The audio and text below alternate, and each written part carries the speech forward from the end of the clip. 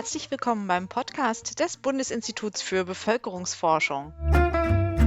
Mein Name ist Katja Patzwald. In vielen Ländern südlich der Sahara hat die Corona-Pandemie einen Einbruch in der wirtschaftlichen Entwicklung verursacht, ja, die Armut in vielen Regionen deutlich verschlimmert. Dabei sind Erwerbstätigkeit von Frauen, Bildung, Gesundheit und Familiensituation natürlich enorm wichtig für die sozioökonomische Entwicklung einer Bevölkerung sowie auch klarerweise für die individuelle Situation. In Nigeria, so befürchtet die Ökonomin Nkechi Owoo, die heute dabei ist, wird das projizierte Bevölkerungswachstum die Ernährungskrise verschärfen.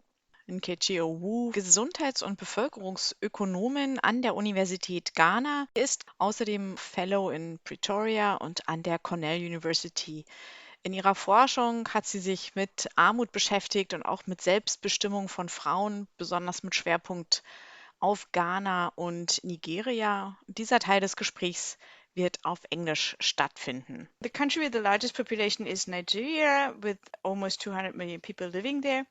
And you have conducted research on the nutrition situation in Nigeria. And you say that while already many people are undernourished and malnourished today, the situation might even worsen, and there the population figure comes to play a role. So could you please elaborate a little bit on this, why you think that is the case and which parts of the population are affected as well? So yes, the world's population we know is expected, to hit the 8 billion mark by mid-November this year. And according to the UN, I think it's Department of Economic and Social Affairs, it says that, when we think about this projected increase in the world's population up to about 2050, a lot of this increase is going to be found in 8 main countries. And out of those 8 countries, 5 of them are on the Sub-Saharan African continent. Nigeria is one of those African countries. Now, as you already stated, currently it's the most populated country in Africa and also the 7th largest country in the world. And now there are some concerns about the well-being of individuals within this country. Well, because we know that according to the World Food Program, for example, 60% of the population is poor. It's living below the country's poverty line. We also know that a similar proportion of people in the country are actually facing moderate to severe food insecurity. Now, when we think about some of the reasons why the country is, facing this food insecurity crisis, we can think about things like, low productivity agriculture. There are also concerns about, the armed conflicts in the northern parts of the country. And of course, the COVID-19 pandemic also came in to further, worsen the existing situation. But there are other studies, including one that I conducted, that found that, larger families, larger households tend to be more vulnerable to food insecurity. And this is just by virtue of the thinner distribution of food resources among members of the household. Now, we know that the country's population, that's Nigeria's population, is very large, but it's also very youthful. Right? It has a large youthful population, and what it means is that over time, this can translate, once these individuals get into their childbearing ages, translates to increases in population. Households would have to, adopt to this situation by adopting coping strategies like, reducing their food portions, eating meals less frequently. I mean, when we think about the country's food security situation, yes, I think that it's a good idea to think about the supply side, that is making sure that food production is maximized.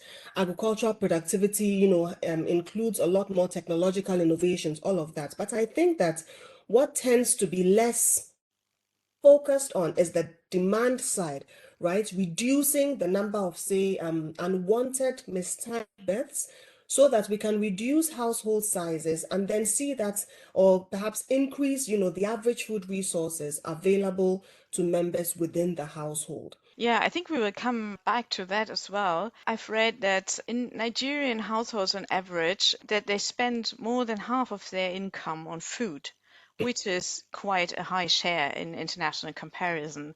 Mhm. So do rural and urban households differ in that respect? Yes, so as we know, food expenditures are one of the ways or one of the indicators of food insecurity in a given country. So when the average spending on food, for each household member is lower, it can be an indication that, there's food insecurity prevalent in that household, within communities, and so on. Now, I should mention that, the evidence for the differences in food insecurity between rural and urban Nigeria tends to be mixed. So some studies have found that there are no significant differences between these two geographical locations, but others, and I'll cite a recent paper by Bloom and others in 2021, I believe, they did find that food insecurity was higher in rural areas compared to urban areas, particularly around the COVID-19 pandemic. But I think that we should emphasize that in truth, both of these areas, rural versus urban areas, tend to be characterized by different shocks that affect food security. Because we see a lot of agricultural production happening in rural areas, production shocks, relating to, inadequate inputs, lack of availability of land, these are things that affect food security in rural Nigeria. But when we look at what happens in urban Nigeria, the shocks are of a different nature. These are relating to consumption, right? So things like price hikes, increases in the prices of foodstuffs, that is what impacts food insecurity in urban Nigeria. So it's important to keep in mind that the source of insecurity, or lack of access or availability of food, differs between these two geographical locations. And when we appreciate the differences, well, then it becomes easier to try to target particular solutions and interventions to these two different geographical areas within the same country. Yeah, and at the same time, in rural areas, there are also many children who have to work on their families' farms because otherwise the production won't be sufficient to meet the basic needs. Mhm. The ILO estimated that 1/3 of the 5 to 14 years olds work, and this takes place mostly in families and on farmland. Those estimates are, however, from the year 2017, so Mm. they refer only to the years before 17, and during that time it was even on the rise. So what is your take on how that could be reduced or ended? This is a big question, right? And it's a question that keeps on coming up. This issue of how do we go about ending child labor? It's a really complicated issue, not as straightforward as it seems. Okay, so I want to start off just for the benefit of your listeners, saying that when we think about labor, not all labor that children are engaged in is child labor. And I like that you mentioned the ILO. So according to the ILO, in order for to qualify as child labor, it says that the work has to be mentally, physically, or socially dangerous, right, and harmful to children. It also has to interfere with their ability to go to school, deprive them of the opportunity to attend school, or sometimes it can cause them to leave school prematurely. Oftentimes children are forced to try to combine attending school with taking part in very long, excessive, heavy work, right? So child labor sometimes even can vary by country to depend on the child's age, right? So for some countries, children, when you hit 15, you are no longer a child. For others, it's 18, and so on and so forth. Even the type of work, the hours of work performed, the definitions can vary for different countries.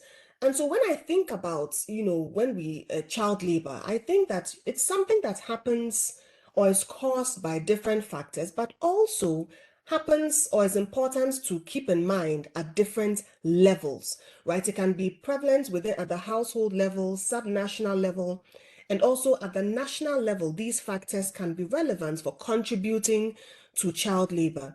And there can also be a mix of, economic, social, and cultural issues that come together to lead to this situation of child labor. So I'm simply trying to give a sense of how complicated that can be. But I'll focus on one issue, one of the contributory factors to child labor. Let's talk about poverty, right? A lot of studies have shown that poverty is one of the prime reasons or prime factors that contributes to the practice of child labor. And so it's no surprise that even when you take individual countries, the practice tends to be more prevalent in rural areas, which generally have higher poverty levels.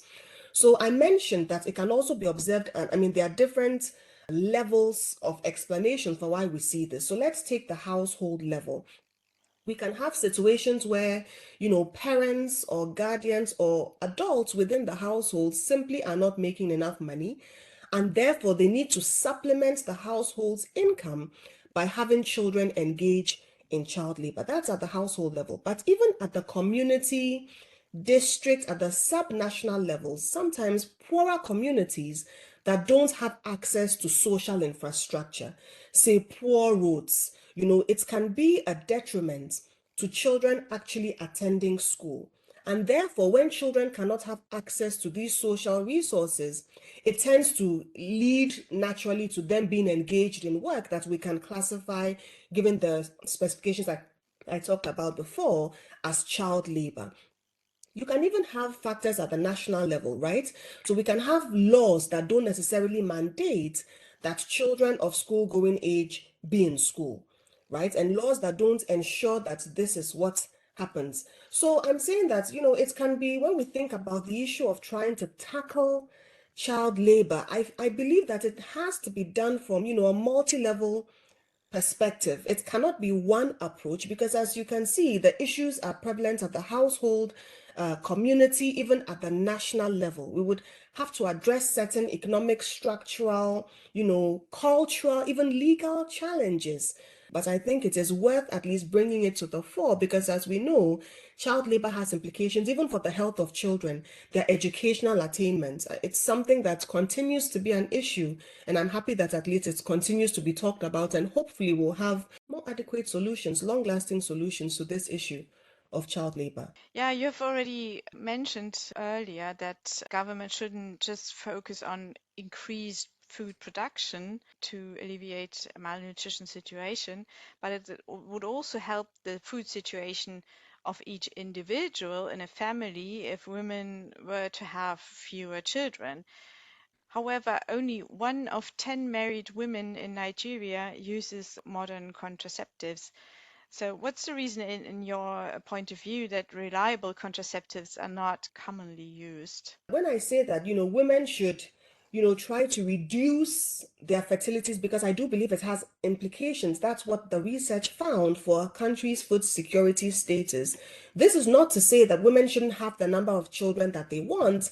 I'm referring specifically to situations where women have, mistimed births or unwanted births. This is where I think that there's a role to be played in minimizing these types of outcomes. Now, I think that in the Nigerian setting, there are quite a number of reasons why we see such a low uptake of contraceptives, both in Nigeria and indeed in many other sub-Saharan African settings, particularly, in the western part of the continent. And one of this has to do with male partners in general, right? In many cases, a woman uses these contraceptives when her male partner is in agreement with the use of this. Sometimes we see that male partners may not favor the use of contraceptives, right? One reason is that oftentimes they prefer to have a larger number of children. Now, historically, having a large number of children was a sign of, a man's virility, right? It showed that, he was in control of his own reproduction, he was virile, but also it was also a sign of the household's wealth status. If you have a lot of children, it symbolizes that, you are rich enough to take care of these children. Oftentimes, so that is one reason why men sometimes can be in favor of having more children and not using contraceptives. But then there's also this other reason that qualitative studies on the continent have picked up, that men oftentimes also disapprove of women using contraceptives because they think that it will make, their wives more promiscuous, right? If male partners are not in support, women oftentimes will not feel comfortable using these contraceptives. We have had situations where even when women visit the sexual and reproductive health clinics and their partners are not in agreement, it can lead to harmful repercussions for women themselves. it can lead to intimate partner violence. It can lead to men, even divorcing these women because they are doing something, they are taking control of, this, of the number of children within the household without the agreement of men. Another Mhm. reason is that, women themselves, apart from, men not being in agreement with these reproductive health actions, other women themselves have said that they may not opt for contraceptives, one, for religious reasons, right? In the country, in Nigeria, we do have certain women who belong to the Catholic religion. And, as you might be aware, they don't tend to encourage the use of contraceptives. So women who belong to this religion may not patronize these contraceptives. But another reason too has been the fear of side effects from these modern contraceptives. Some people feel that if women use contraceptives, it will actually burn up. So I'm using some of the reasons from the surveys that have been undertaken. So burn up women's eggs. Somehow the contraceptives will burn up all of these eggs, or they can raise a woman's blood pressure to levels that can actually lead to death. In some cases, people think that condoms can, get stuck inside of a woman and then make its way through her body, causing havoc as it goes through.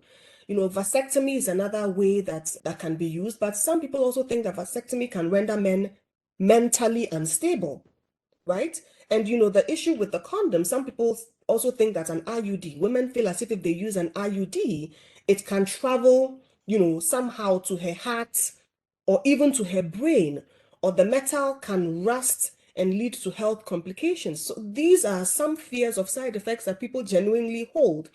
And then another issue too can be about, affordability. In some cases, women cannot afford these contraceptives and therefore they opt for traditional methods. But then we know that these methods oftentimes are not as effective as the modern methods. And so therefore we see, these issues where women are using these traditional methods but can still become pregnant. And then I think a final issue can also be about supply of these modern methods, right? So in developed parts of the world, you have a large range of different options that women can opt for. In certain low and middle income countries, these ranges are not like, and in many parts of Nigeria, you don't have so much choice, right? So if you don't have so much choice, perhaps you are not comfortable with using one method. If there was the option to use a different method, perhaps you would sign on to modern contraceptive use. But where the options are not fully available, it can reduce then the uptake of these methods. So I think, when you think about all of these issues that are real challenges to the uptake of contraceptives in Nigeria and many other countries on the continent, I think that there should be, for example, more education, right, on to try to reduce some of the fears related to the use of these contraceptives, these fear of side effects, the IUD moving all the way to your brain and all of that. Perhaps there has to be more education being done on, what these methods are and how they work so that they can diffuse or remove some of these fears. Also, one thing that tends to be done is that when we talk about, these family planning interventions, oftentimes they tend to be targeted at the woman, right? But in Nigeria and in many other African settings, childbirth isn't only a woman's issue, right? You need to be able to bring spouses on board. Sometimes you even have to be able to bring a whole community on board when you are dealing with these issues of family planning. Because as I mentioned, a lot of people have a say in how many children, people like even a woman's mother-in-law, right? Religious leaders, they all have a say. So when you target family planning methods to only women and you expect that it will lead to an uptake in contraceptives, practically on the ground, you may fall short of your objectives because there are other factors working at the same time that have to be brought to the table. Women's partners have to be brought to the table. It has to be explained the benefits of contraceptive use, the benefits of planning one's family, and the community as a whole needs to be brought on board just so that they don't misinterpret a husband's use of contraceptives as him being weak, if you like, or not, maybe you are less of a man because you don't have so many children. These are conversations that need to be had. And once you understand the context, it makes it easier for these family planning interventions to be successful. And then we see the increase in the uptake. And then I think that also with regards to issues of, affordability, issues of supply, we should see wider, more regular, affordable supply of these methods so that women can access them.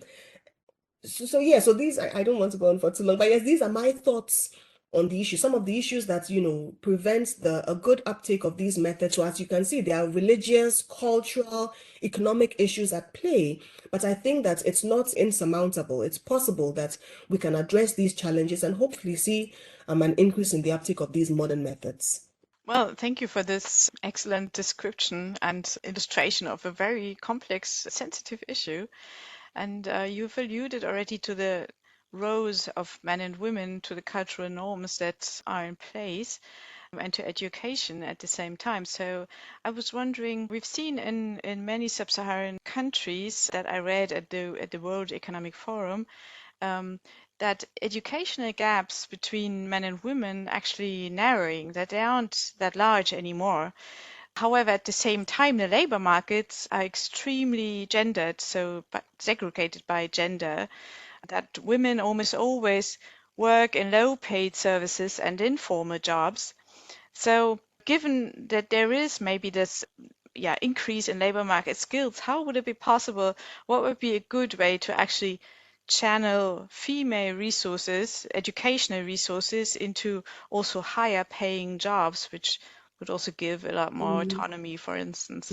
So when we talk about these, these types of high-paying jobs and, why women tend to be underrepresented in these, particularly in parts of the world where I come from, I can take an example of jobs in STEM, for example, right? So that's when we talk about science, technology, engineering, and then math jobs. So that's what we call when we talk about STEM jobs. Now, currently, from my readings, women make up only about 28% of the workforce in these STEM jobs, right?